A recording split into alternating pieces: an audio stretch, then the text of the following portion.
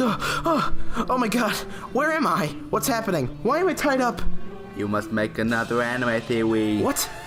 Who are you? I'm the ghost of fucking series past, bitch.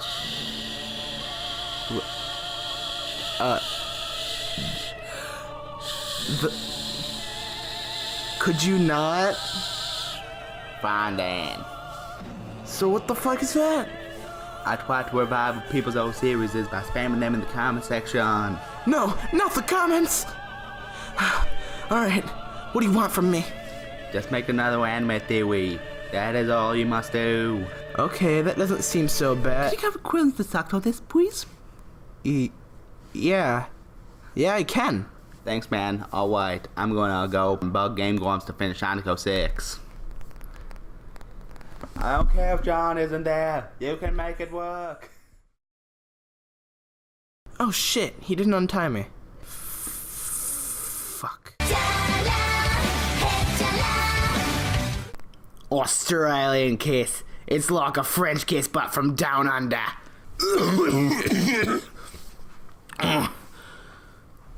Whoa, what the fuck was that?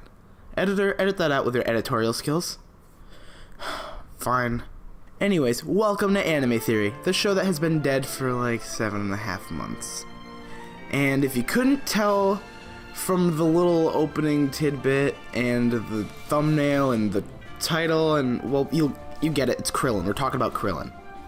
I honestly think Krillin is one of my favorite characters in all of Dragon Ball Z. Not because he's powerful or, like, good or anything like that.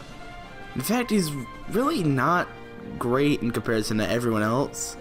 But he has, like, the coolest attack in the entire series, which is Bum Bum Bum Destructo Disc. The Destructo Disc is absolutely remarkable, like how it seems to have the ability to cut through absolutely anything with ease, which includes...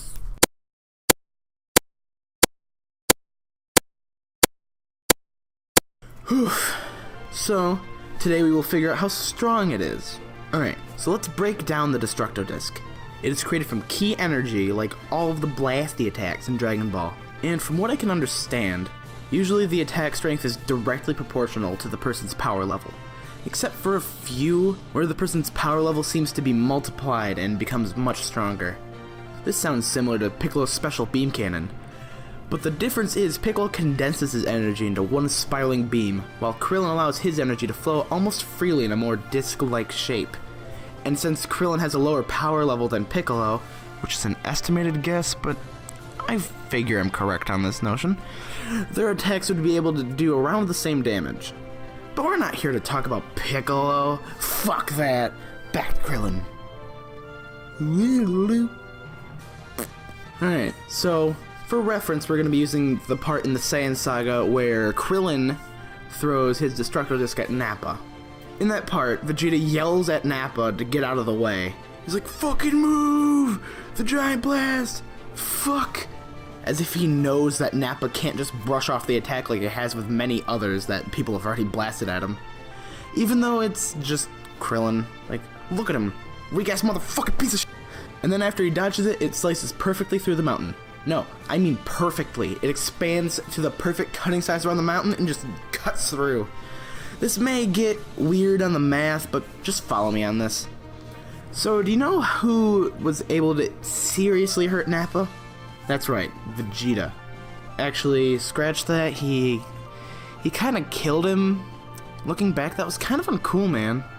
Alright, so this is a weird logic leap, but just follow me on this. So, who was able to easily keep up with Vegeta during battle? Kaioken times 2 Goku. Goku, who before he used Kaioken had a power level of over 9,000! So, for just the sake of trying to pick a number, we're gonna say he was at 9,001. So if this remains true, it stands within reason that Krillin's Destructo Disc has a power of at least 18,002.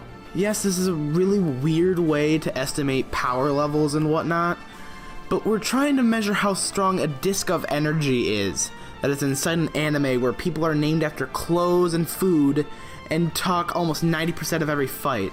And like every time that someone wants to charge something, they're like, so yeah, it's bound to happen. So there's a weird thing about Krillin's Destructo Disc that happens when he throws it at Nappa. This is because when it was avoided and went into the mountain, it expanded from its original size to be the perfect radius of the mountaintop, like I mentioned earlier. Fucking ridiculous, man. Jesus Christ. So it seems that the blast will expand in order to cut through an object it's thrown at. Though impressive, we needed to figure out how exactly it cuts things. Since Destructo Disc is some form of energy, by nature, it should make sense for it to cut as energy, like a plasma cutter through metal. But does it? It goes too fast to see how it fully cuts through, but there's only two ways that it would be able to cut through something like that. It could either cut as a physical object, like a saw, or as an energy object that burns or melts through it, like the example from earlier. So with how it cuts through the rock and the debris that is left behind, it looks like it might be a very precise physical attacking energy wave. This is because if you look at the mountain after it gets cut through, there are no scorch marks, there's no like red glow signifying that it was like melted through. During the scene there aren't any types of sparks. The only debris is the very top of the mountain. If it were an energy based attack that went through, it would have used heat to cut through and it would have done at least one of the things they listed before. So it is still made out of energy, but it acts as like a physical cutting giant glowy saw murder machine. So since it is a physical form of attack, what would we be able to compare it to? So as we figured out from before, the disc has a power level of at least 18,000. And that is exactly what we need to figure out how strong it is. But we don't really have a comparison. So when Raditz first invaded Earth, he found that the average person's power level was a level of 1.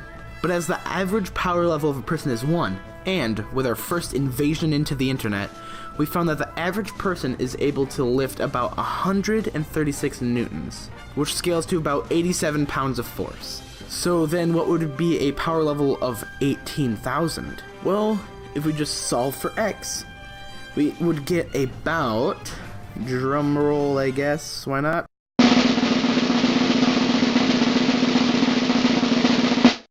2,448,000 newtons, or over just 5 million pounds of force. So, to put this in perspective, that could, well, it could cut through a mountain. And anyways, I've been Calvin, this has been a show, and everyone, sayonara. I gave you popsicles! Sensu bean!